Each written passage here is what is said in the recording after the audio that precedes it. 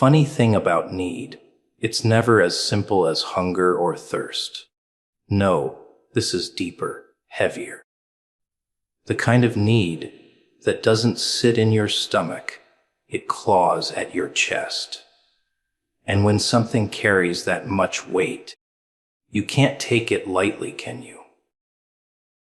You can't just sit alone, staring at the walls, pretending you've got it all under control.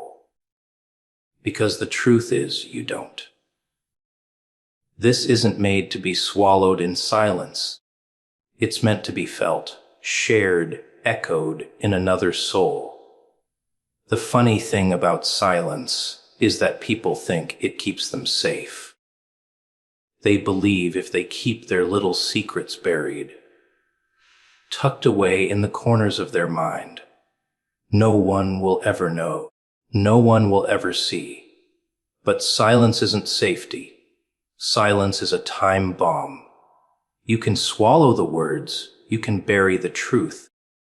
You can lock the door, but the thing you're hiding doesn't disappear. It sits there, waiting, grinning, scratching at the inside of your skull.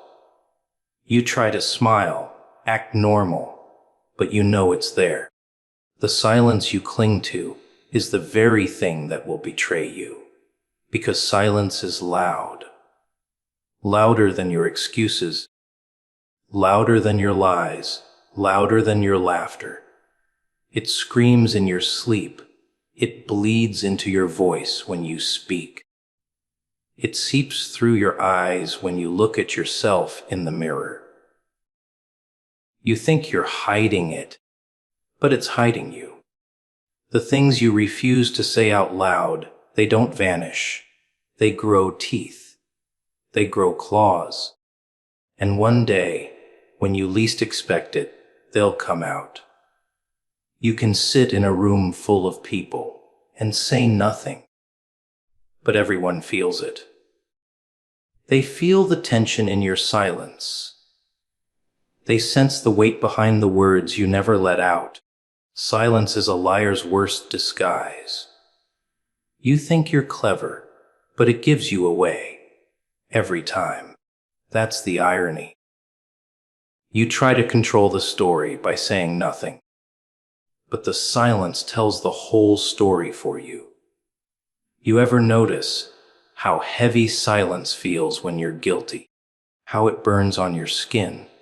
How the clock ticks louder? How the air feels thicker? That's not imagination. That's your silence turning into sound. The sound of your conscience cracking. The sound of the truth begging to escape. You can try to bury it deeper, but the deeper you push it, the stronger it gets. Like pressing down on a spring. The more you push, the harder it'll snap back. People are terrified of speaking, but they should be terrified of not speaking. Words, once spoken, may hurt. They may cut. They may ruin reputations.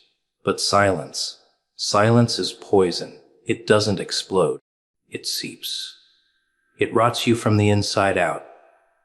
It makes you paranoid, makes you restless, makes you weak. And soon you start to see it everywhere. Little reminders of what you've buried. Every conversation feels like a trap. Every laugh feels like a mockery. Every glance feels like suspicion. You're haunted by the ghost of your own silence. And let's be honest, isn't it amusing how people convince themselves they're in control while silence eats them alive? They call it strength. They call it discipline. They call it wisdom. But no, it's fear. Pure, raw fear. They don't want the world to hear the truth. Not because the truth is unbearable, but because once it's out there, they can't hide anymore.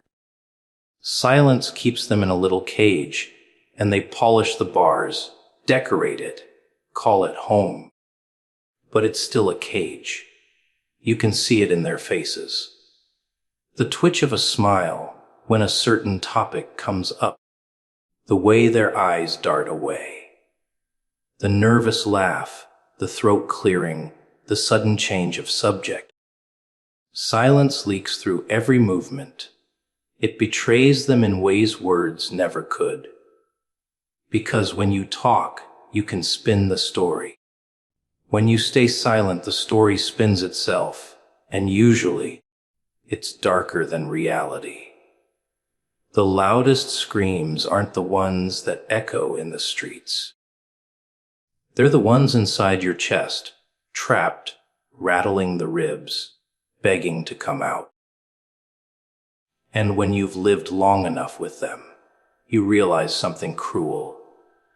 The silence never protected you. It only delayed the inevitable. It let the monster grow. It made the shadow bigger.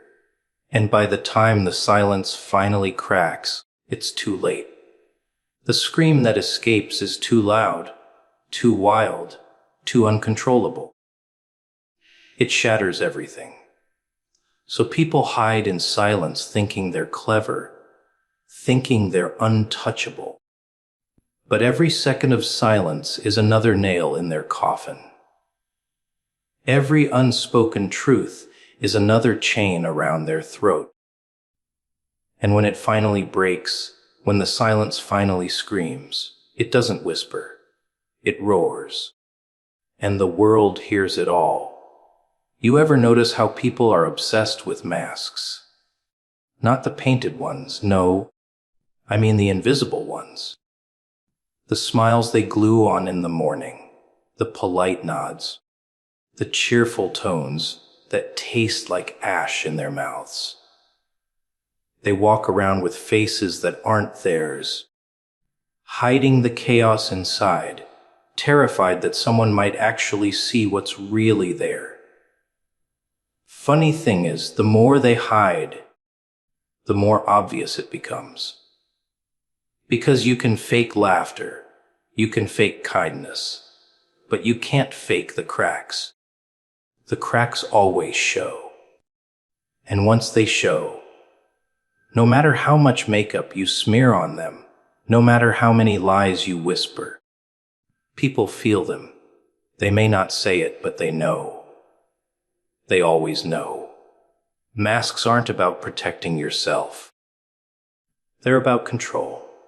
You wear them because you want to dictate how the world sees you. You want to be seen as strong when you're crumbling, smart when you're lost, happy when you're suffocating. It's not about hiding weakness. It's about maintaining the illusion of strength. But here's the twist. Illusions demand energy. They demand focus.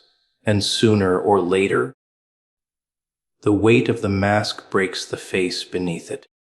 You can only pretend for so long before the real you leaks out in the form of nervous hands, restless eyes, shaky voices. The mask cracks under pressure, and when it does, it doesn't just fall. It shatters. Think about it. How many people live entire lives without ever showing their true faces? They get married with masks on. They raise children with masks on. They go to their graves, and not a single soul ever met the real them. Will tell you they were protecting others, but the truth, they were afraid. Afraid of rejection, afraid of judgment, afraid of being seen as they are. The irony is delicious. They spend their entire existence trying to hide, yet deep down, they crave to be known. They crave someone to peel that mask off, someone who won't flinch at the ugliness, someone who'll laugh at the scars instead of gasp. That hunger eats them alive, while they smile their painted smile. But let me tell you something. Masks are fragile. All it takes is one bad day. One little moment when the pressure becomes unbearable. One slip of the tongue. One uncontrolled laugh, one angry outburst, and just like that the mask falls. The person you thought you knew, gone, replaced by the stranger hiding underneath. And when the world sees that stranger, they don't forget. They can't. Because truth, once exposed, can never be shoved back into the shadows. There's also something else. Something people don't like to admit. Masks don't just hide the truth from others. They hide it from you. You wear the mask so long you forget the shape of your own face. You start believing the smile is yours. You convince yourself the voice of the mask is your voice. You live in a script so rehearsed you forget it was never real. And then, when the mask slips, it's not just the world that gets shocked, it's you. You stare at the reflection, raw and unfiltered, and you don't recognize it. You're a stranger in your own skin, haunted by the lies you told yourself. Isn't it funny? The very thing people think keeps them safe is what kills them the slowest. Masks suffocate. They take away your ability to breathe freely. You can't laugh without checking if it fits the character. You can't cry without fearing exposure. Every action becomes a calculation, every word a performance. Life turns into a stage, and you're stuck in a role you didn't even audition for. You think you're controlling the mask, but the mask is controlling you. And let's not forget the sweetest irony of all. People put on masks because they're terrified of being rejected. Yet the rejection they fear is inevitable, because no one can truly love what they've never seen. They may admire the mask, sure, but admiration isn't love. They may respect the mask, but respect isn't intimacy. And when the mask cracks, when the truth leaks out, people will recoil, not because of what they see, but because you lied. The betrayal cuts deeper than the flaws ever could. So you tell me, what's more dangerous? Showing the world your scars, or suffocating behind a mask, until the mask itself becomes your coffin. People don't realize that the scariest part of life isn't being seen. It's never being seen at all. Comfort. Oh, what a delicious little poison. It doesn't stab you. It doesn't slap you. No, it whispers to you. It tucks you in at night, strokes your hair, kisses your forehead, and tells you, stay right here. Don't move. You're safe. And you believe it. You cling to it like a child clings to a blanket. And while you're wrapped in that softness, life passes you by. Dreams die. Fire dims. The world spins on.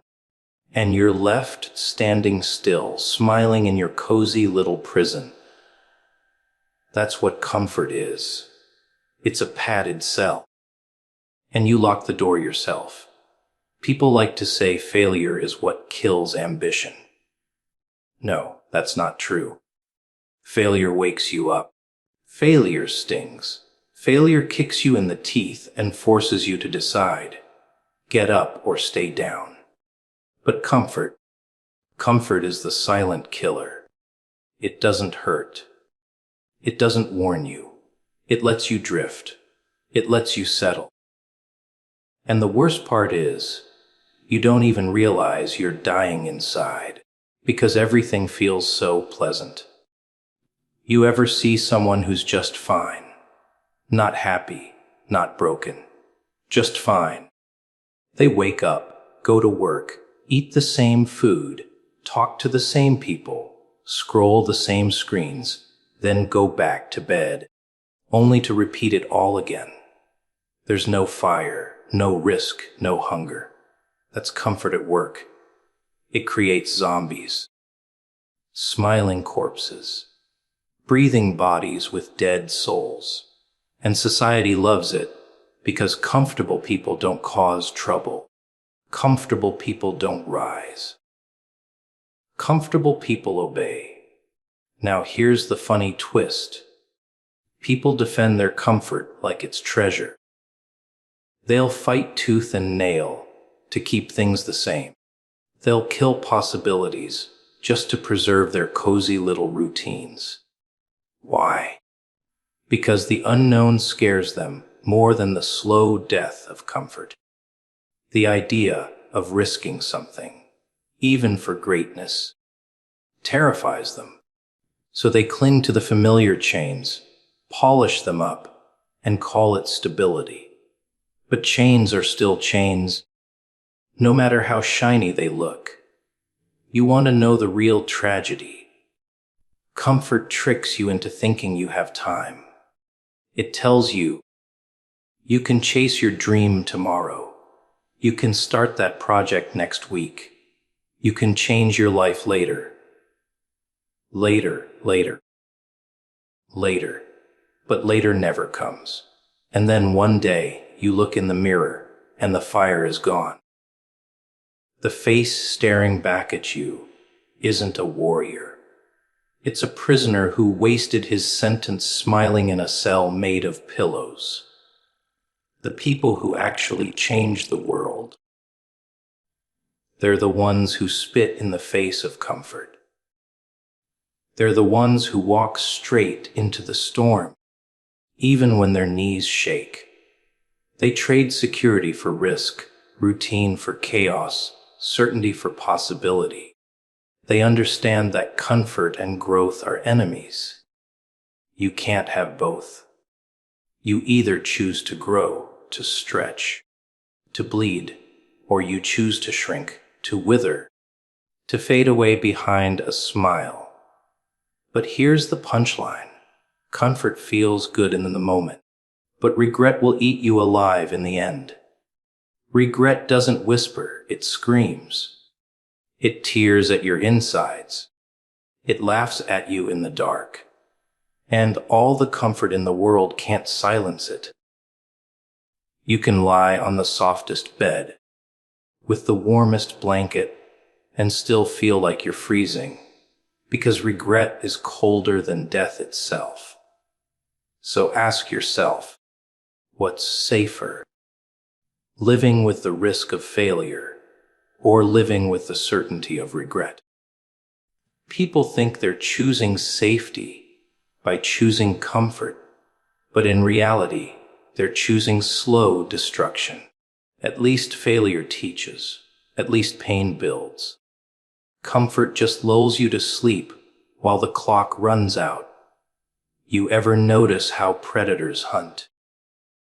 They don't go after the strongest. They go after the ones standing still, the ones too comfortable to move. And life is the same.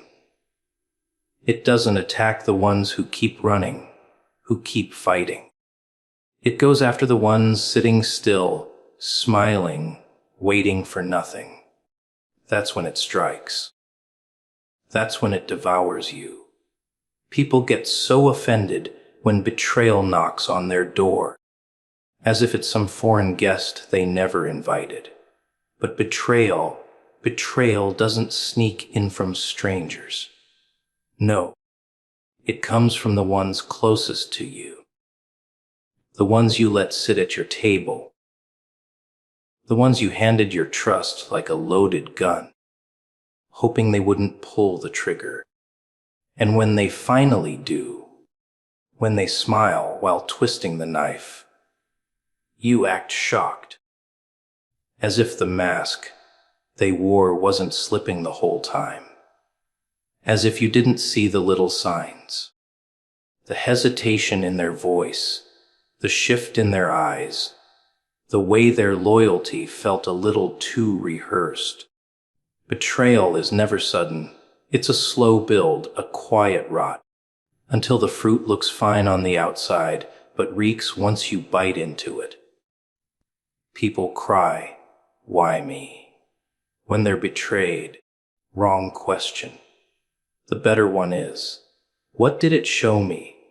Because betrayal is revelation, not destruction. It doesn't ruin you, it uncovers them. It strips away the pretty speeches, the fake smiles, the handshakes soaked in poison.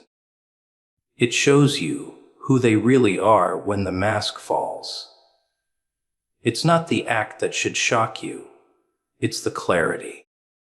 The truth that was there all along, finally naked in front of you. And if you're smart, you don't waste time mourning the mask. You thank the betrayal for showing you the face beneath. But here's where it gets delicious. Betrayal cuts deeper because you gave them the blade. You trusted them enough to hold it. And when they turned it on you, the pain wasn't from the wound. It was from the realization that you armed your own enemy. That's the sting. That's the lesson. It teaches you about trust, about the danger of blind loyalty, about the cost of giving too much of yourself to people who haven't earned it. And don't think betrayal is always malicious. Sometimes, people reveal themselves not because they planned it, but because pressure squeezed them, because their true nature couldn't stay caged forever. You can only fake loyalty for so long. You can only act pure until the storm hits. Then, when survival instincts kick in, when self-interest outweighs promises, masks fall. And what comes out? The real them. The one you didn't want to see.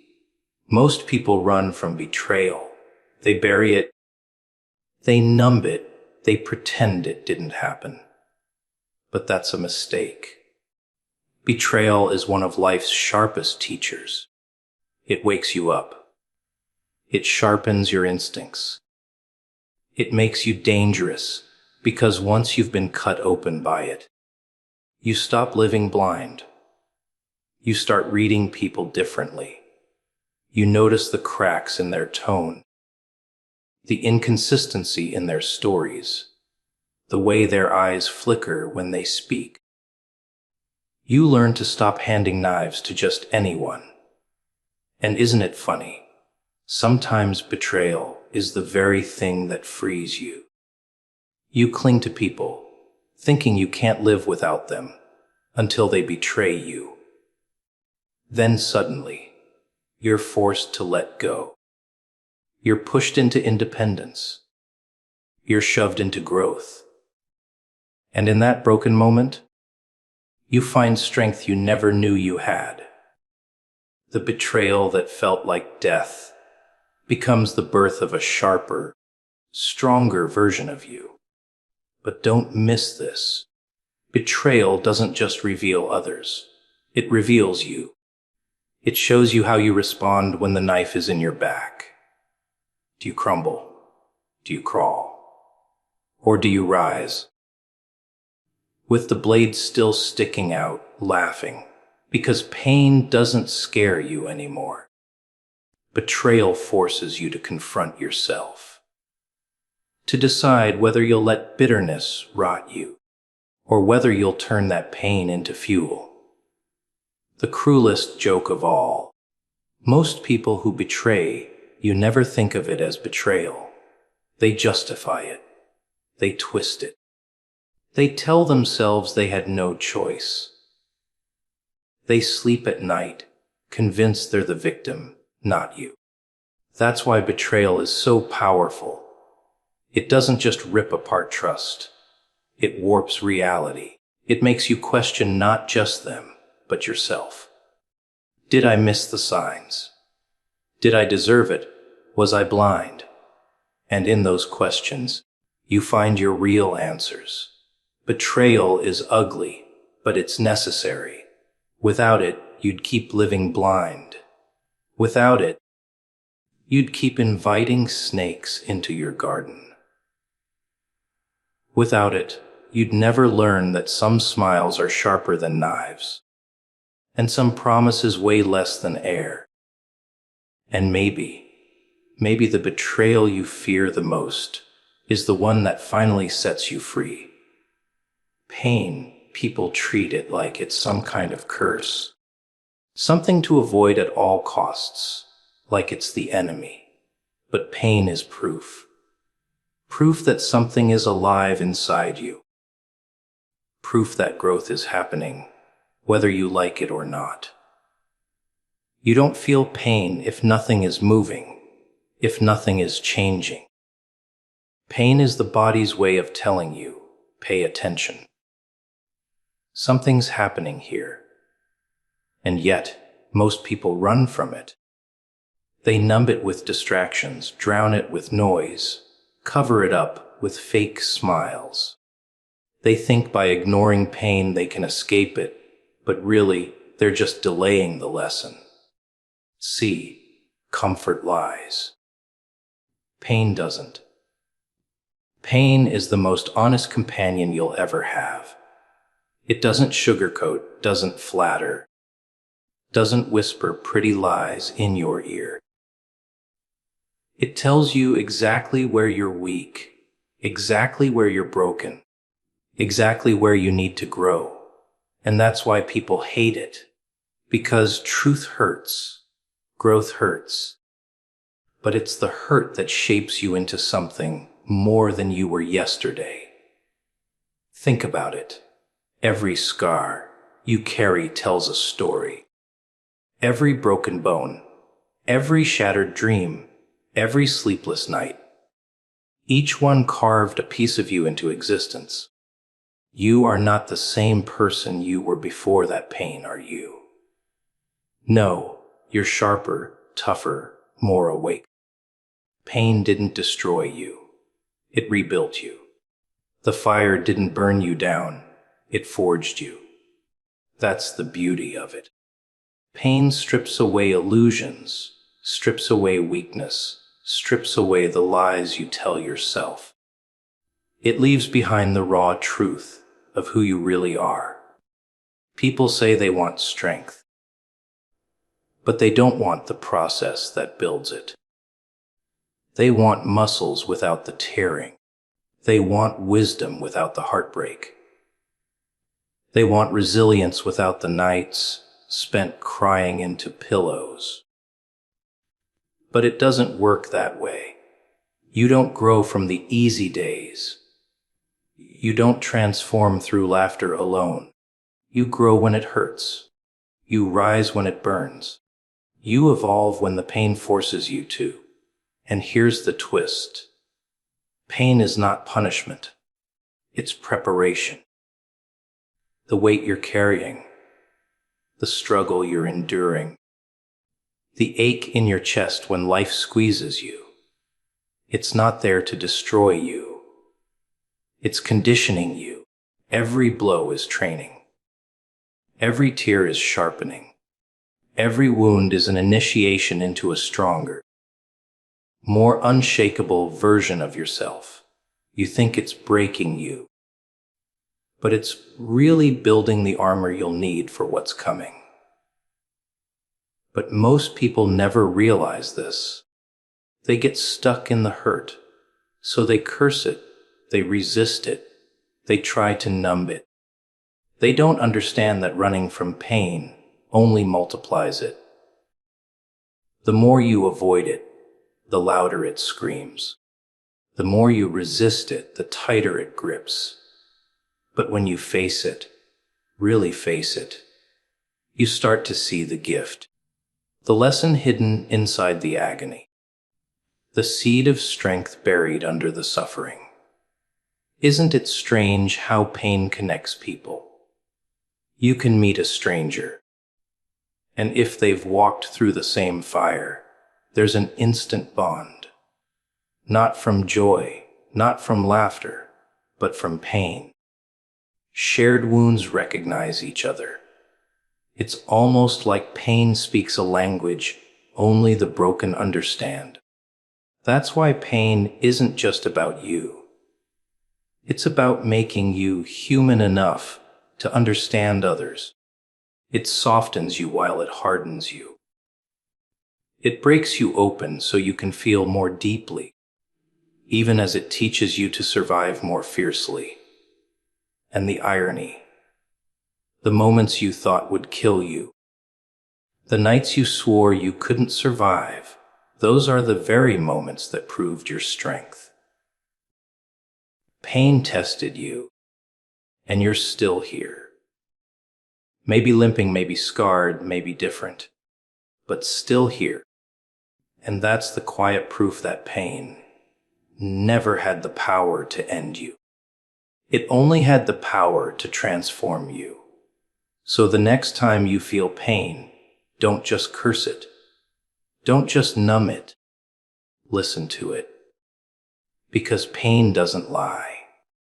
It's telling you something's happening inside you, something that matters, something that will shape the rest of your life.